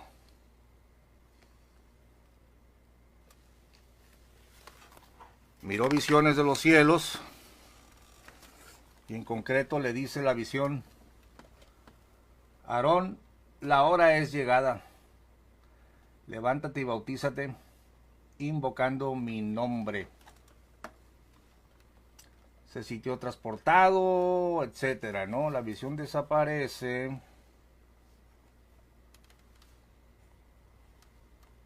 Y empieza él a decir: había sido llamado por Dios, probado por Dios, guiado por Dios, y ahora su bautismo también había sido ordenado por Dios. Ok, la parte que nos interesa es cuando él se bautiza, y te aclaro a todos los oyentes que este ya era el tercer bautismo, o el cuarto bautismo de Aarón o de Eusebio, donde él se autobautiza. Pero quiero que veas esto.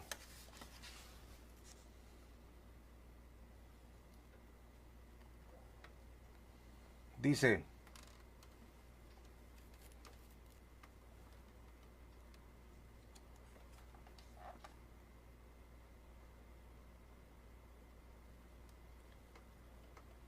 el hermano Aarón entendió entonces por qué había oído en sueños tantas veces en muchas mañanas una frase que no comprendía: el tiempo es cumplido, el tiempo es cumplido. Y se preguntaba desesperadamente: ¿qué significa? No entiendo. Hoy estaba claro, interpretó la validez del bautismo en toda su dimensión. No significaba solamente un acto de obediencia ni un símbolo de perdón de pecados.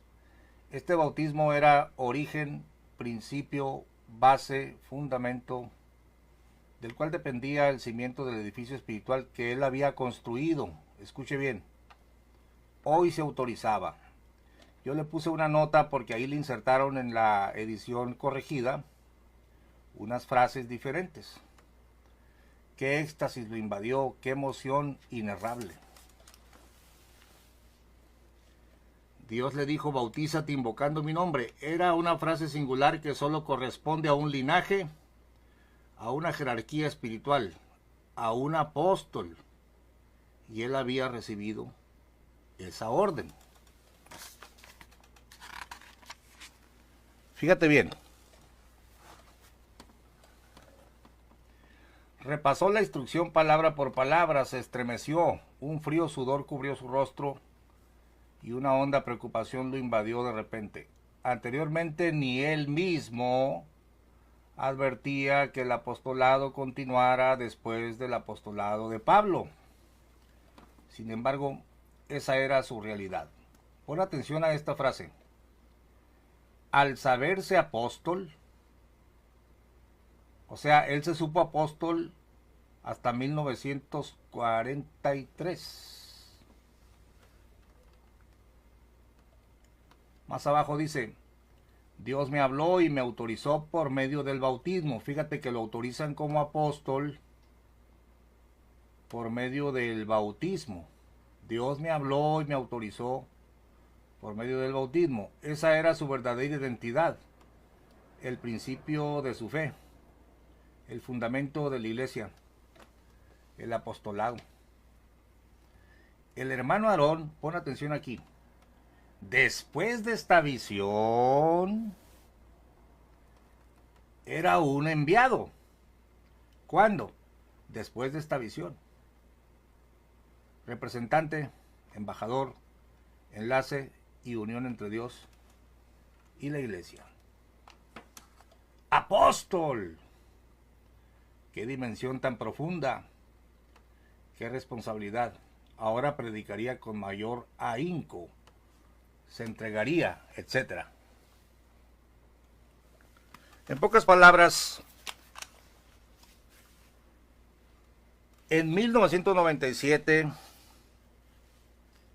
Samuel Joaquín manda a escribir la historia de Aarón. Ya te leí en otro video donde el libro está autorizado. Los grandes personajes, los licenciados y los ministros de aquel entonces, pastores renombrados entre ellos, autorizaron el material. Y en este primer libro se ve a un hombre que se convierte en apóstol después de su cuarto bautismo hasta 1943. Pero la doctrina de la elección se fue modificando, fue tomando forma. Después, Samuel Joaquín desecha este libro, manda a recoger los ejemplares, pero es imposible que se pierdan 10,000 ejemplares, y yo me hice con uno de ellos. Libro Sectas y Religiones. Si lo puedes comprar, cómpralo. De Helio Masferrer Can, editorial Plaza Valdés, página 289. 5 pesos mensuales para el automóvil del director de la secta, o sea, para Aarón. Prometer no usar corbata, no concurrir a bailes. Y a las madres se les obligaba, fíjense, a repudiar a los hijos si estos han sido arrojados de la secta, o a los hijos a maldecir a sus madres si éstas han desobedecido ¿a quién? A los dirigentes. Sí, pues si no creo en la elección, eres basura, eres gangrena, eres hijo del diablo, eres un tumor, eres una víbora. Increíble, ¿no? Estos son los amargos frutos de un claro cisma. El reportero agrega que 10 templos se han separado en diferentes partes de la República, está hablando de la iglesia del Buen Pastor, a raíz de los acontecimientos mencionados. Una nota posterior del 30 del mismo mes alude al conflicto en la colonia La Nueva Luz, pues una de sus partes se resistía a salirse de la colonia, y aseguran sus miembros que por esa razón han recibido amenazas de muerte. Bueno, pues aquí ya es la carne en toda su expresión. Esto no es el evangelio, hermanos, esto es una secta perniciosa peleando los derechos en un gueto. ¿Quién te manda a meterte a un gueto tipo nazi para entrar en una represión? No, Señor te libre de esas cosas, ¿no? En este ambiente tan poco evangélico, es lo que estoy diciendo, esto no tiene nada que ver con el evangelio, apareció el 26 de diciembre otro escrito en el que se acusaba directamente al hermano Aarón de haber ultrajado a una joven, entenada de su mismo padre, es decir, su papá se la prestó a Aarón, más o menos tendría 12 años la niña, llamada Guadalupe Avelar. Esta que ven en la foto, déjenme ver a ver si podemos acercarla. Mire, de mirada tierna. Ella fue Guadalupe Avelar. Se la encargaron a este viejo cochino que está aquí, el hermano Aarón. Está medio negro, no sé si lo alcances a ver. Y se metió con ella y engendró a este que está aquí abajo. Mira, el vivo retrato. Que después se dijo el mismo apóstol, el adulterio. ¿Se parecen? Por eso dijo Chema cuando lo vimos al niño, ¿no? Pues igualito, ¿no?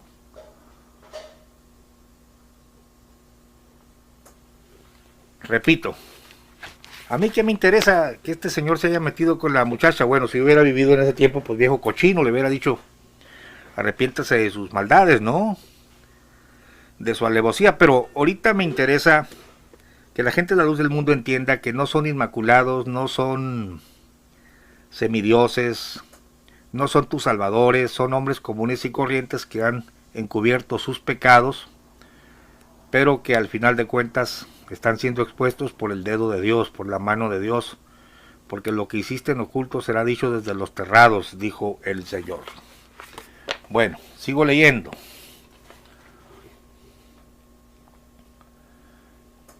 Acusaban al hermano Aarón de haber ultrajado a una joven. llamada Guadalupe Avelar. El periódico consigna que el líder se la había llevado desde los 13 años, perdón, no eran 12 sino 13 años, a su casa para adoctrinarla. Bueno, Xóchitl es lo que dice, que desde niña la llevaron y la adoctrinaron, que tú vas a ser del siervo de Dios. Esto desde el 42, hombre. Aquí no estamos hablando de algo que se inventó Xóchitl. Por eso es tan importante, hermanos, conocer la verdad, porque la verdad te liberta. Te tienen engañado ahí con un sueño de una familia semidivina, ¿no? El periódico consigna que el líder se la había llevado desde los 13 años a su casa para adoctrinarla, entre comillas, miren. Pero que además de esa meritoria labor, al parecer, la inició en los caminos de la sexualidad. Supuestamente con acuerdo de su mujer. Caramba. Mas una vez que quedó embarazada, según el testimonio de la afectada, la mujer de Aarón le proporcionó ciertos bebedizos. Oiga, hermano, qué pena, que quedó registrado en la historia de La Luz del Mundo, aunque ellos han tratado de tapar todo esto, que hicieron, la trataron de hacer que abortara. Estamos hablando de aquí del asesinato de un niño, ¿no? Dice, pero no pudiendo conseguir el objeto que se proponían, y temeroso el pastor de las consecuencias del escándalo. Es lo mismo que hizo el rey David, aquí no estamos hablando de algo fuera de lo común. Temeroso del escándalo, temeroso el pastor de las consecuencias del escándalo entre los feligreses, se llevó a Lupe hasta la población de Tapachula. Aquí tenemos la nota 15. Esto está consignado en el periódico Occidental de Guadalajara, 26 de diciembre de 1942. Una vez que tuvo al hijo, Guadalupe volvió a Guadalajara. Su regreso provocó las amenazas de muerte de Aarón, por lo que la joven y su madre decidieron presentarse ante el Procurador de Justicia del Estado a levantar un acta. En marzo del año siguiente asumió el cargo de gobernador de Jalisco el general Marcelino García Barragán, al que Aarón, cuando solo se llamaba Eusebio Joaquín González, había servido en el ejército, según el texto de Ibarra, ¿no? También según el texto de ellos. También según el documento de Zuli se dice que llegó a ser el encargado de dar el tiro de gracia a los fusilamientos. Era una especie de verdugo, ¿no? Le sirvió la gubernatura de García Barragán al ungido, siervo y elegido de Dios para acallar las acusaciones en su contra. En ese año de 1943, Aarón recibió su cuarta y más oportuna revelación y decidió borrar su pasado al bautizarse a sí mismo, que ese es otro tema importante, ¿no? Ya que descubrió que el anterior bautismo no había sido válido. Bueno, ahí tenemos a este señor que se metió con esta señorita cuando tenía 13 años. Chema dice que ella les dijo que cuando era niño, a los 4 o 5 años, lo vieron. Se parece bastante. Claro, pues mire. Bueno, terminamos el video. ¿Qué estoy haciendo yo en este video? Demostrándote que Joaquín Aarón era un hombre común y corriente como cualquier otro líder, con sus tentaciones, sucumbió a ellas. Cualquiera podemos caer, el Señor nos libre. ¿Qué debió haber hecho? Confesarlo y arrepentirse. Pero como encubrió su pecado, entonces la secta se llenó de pecado. Y es una iglesia muy corrupta en muchos sentidos. Y termino con el video que se titula porque pues hay que hacer la investigación. El objetivo es que quede claro que Aarón Joaquín González cometió adulterio, no es un ángel, no es un semidios, no es un inmaculado. Inmaculado solo Jesucristo. Ya bájate de la nube de que esta familia es sin pecado y que ellos te van a salvar.